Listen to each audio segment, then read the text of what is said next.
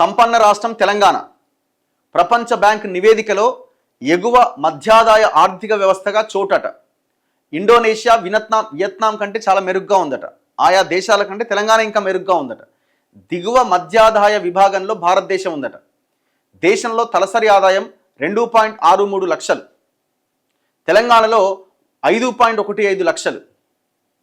అట్టడుగున బీహార్, యూపీ, జార్ఖండ్ ప్రపంచ బ్యాంక్ నివేదికలో వెల్లడి. ఇప్పుడు ఈ తలసరి ఆదాయాన్ని ఎట్లా లెక్క కడతారు? ఇది పాయింట్ కదా. ఇప్పుడు తలసరి ఆదాయాన్ని దేశ తలసరి ఆదాయం దేశంలో ఉన్న ప్రతి భారతదేశ పౌరుడి యొక్క ఆదాయాన్ని లెక్కగట్టి డివైడెడ్ బై చేస్తారు. తెలంగాణ ఆదాయాన్ని ఎట్లా చేస్తారు? తెలంగాణలో ఉన్న ప్రతి ఒక్కరు, నివాసం ఉంటున్న ప్రతి ఒక్కరు ఆదాయాన్ని లెక్కగట్టి డివైడెడ్ బై ఎంతమంది ఉంటే అంతమంది చేస్తారు. ఇది తలసరి ఆదాయం కింద లెక్క కడతారు. ఇది కరెక్టా? ఇప్పుడు మెగా కృష్ణారెడ్డి ఆస్తులు, రామేశ్వరరావు ఆస్తులు, రేవంత్ రెడ్డి ఆస్తులు, కేసీఆర్ కుటుంబ ఆస్తులు, ఇంకెవరెవరు ఉన్నారు పెద్ద పెద్దోళ్ళు, ఇంకా చాలామంది, దివీసోడ్ ఆస్తులు. ఇప్పుడు హైదరాబాద్లో టాప్ మోస్ట్ బిలియనీరో ఎవడా అంటే దివీస్ మురళీకృష్ణరాజు అని ఉన్నాడు.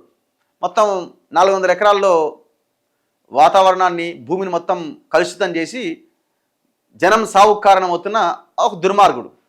ఇప్పుడు హైదరాబాద్లో ఆయనే తోపు. మరి ఆయన తలసరి ఆదాయం, ఆయనకు వస్తున్న ఆదాయాన్ని, కనీసం ఒక పూట తిండి లేని ఒక కుటుంబ ఆదాయాన్ని ఇద్దరిని కలిపి లెక్కగట్టి తలసరి ఆదాయం అంటే ఇవే లెక్కలంటే ఎట్లా? మీరు కేటగరైజ్ చేయాలి. ఇప్పుడు పేదవాడి తలసరి ఆదాయం ఎంతున్నది, మిడిల్ క్లాస్ వాళ్ళది ఎంతుంది, అబోవ్ మిడిల్ క్లాస్ ఎంతుంది, ఉన్నతంగా ఉన్న వాళ్ళది, ఇంకా పైన ఉన్న వాళ్ళది ఎంతుంది.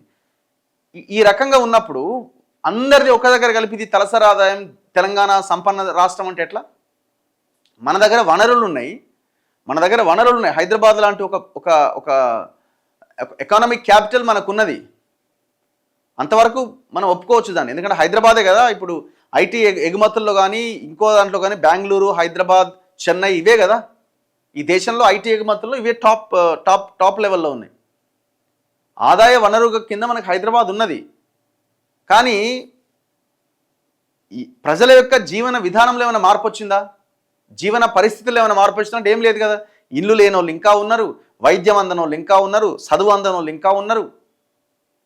ఎంతమంది ఉన్నారు? వేలల్లో కాదు కదా, లక్షల్లో ఉన్నారు కదా.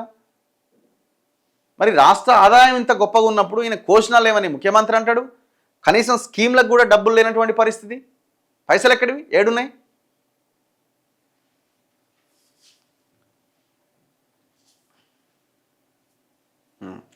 భారత్ దిగువ మధ్యాదాయ దేశమే అయినప్పటికీ తెలంగాణతో పాటు మరో 4 రాష్ట్రాలు ఎగువ మధ్యాదాయ స్థాయిని దాటిన సంపన్న రాష్ట్రాల్లోని ప్రపంచ బ్యాంక్ వెల్లడించింది.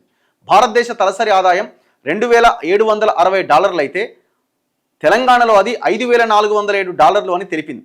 ఎగువ మధ్యాదాయ ఆర్థిక వ్యవస్థకు సంకేతంగా ప్రపంచ బ్యాంక్ $4,636 తలసరి ఆదాయాన్ని సగటు ప్రమాణంగా నిర్ణయించగా దీన్ని దేశంలో 5 రాష్ట్రాలు దాటినాయట. ఢిల్లీ ఉందట అందులో, తర్వాత కర్ణాటక, తర్వాత తెలంగాణ 3rd ప్లేస్, తర్వాత తమిళనాడు, తర్వాత గుజరాత్.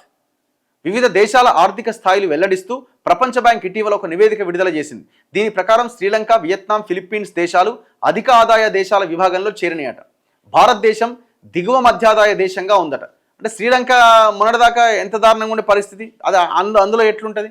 ఇక్కడ ఏంటంటే ఇది డబ్బులు ఉన్నోడు, ఆదాయం ఉన్నోడు ఇంకా వాడు పెద్దోడు అయిపోతున్నాడు, పేదరికంలో ఉన్నాడు ఇంకా దరిద్రంగా తయారవుతున్నాడు. వీని ఒక దగ్గర పెట్టి తలసరి ఆదాయం అంటే ఎట్లా? ఈ లెక్కలే పెద్ద బోగస్ లెక్కలు ఇవి.